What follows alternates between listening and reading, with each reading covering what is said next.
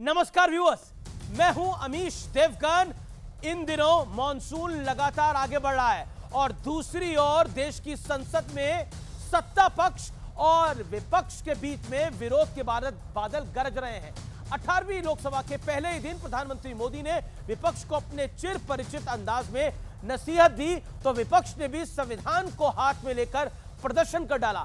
इसके बाद उठे एक एक कदम पर दोनों तरफ से 36 का आंकड़ा बना हुआ है। ऐसे में सवाल उठ रहे हैं कि विपक्ष की सीटें बढ़ने के साथ साथ क्या संसद में हंगामा भी और बढ़ जाएगा, बवाल और बढ़ जाएगा। सवाल यह भी है कि क्या मोदी सरकार संसद चलाने के लिए कोई नया फॉर्मूला तलाश कर पाएगी, क्योंकि संसद में समय की बर्बादी वोटर्स के भरोसे के साथ विश्वासघात के समान होता है। आज इसी मुद्दे पर जनता जनार्दन के बीच, मेरे युवा मित्रों के बीच होगी देश की सबसे बड़ी पॉलिटिकल चर्चा। देश के सबसे बड़े कार्यक्रम आर पार में हंगामा क्यों है बरपा। हम मानते हैं कि नेहरू जी और मोदी जी की बराबरी नहीं होती। संविधान, सेंगोल और आपातकाल पर बवाल के बाद अब बारी आई नीट पर हंगामे की।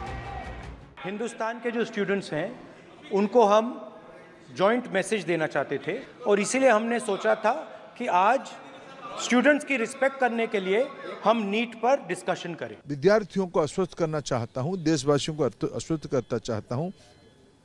कड़ी से कड़ी कार्रवाई हम करने वाले हैं। वो सारे कार्यक्रम शुरू हो गई है।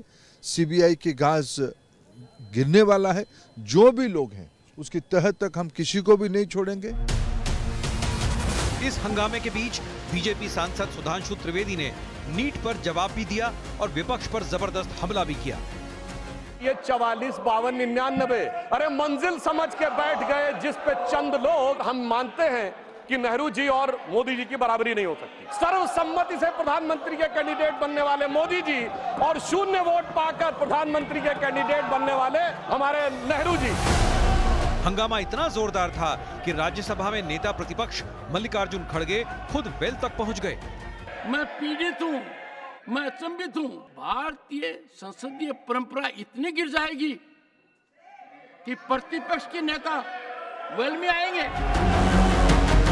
तो आज संसद में जारी जोरदार टकराव पर जनता के बीच होगी देश की सबसे बड़ी बहस।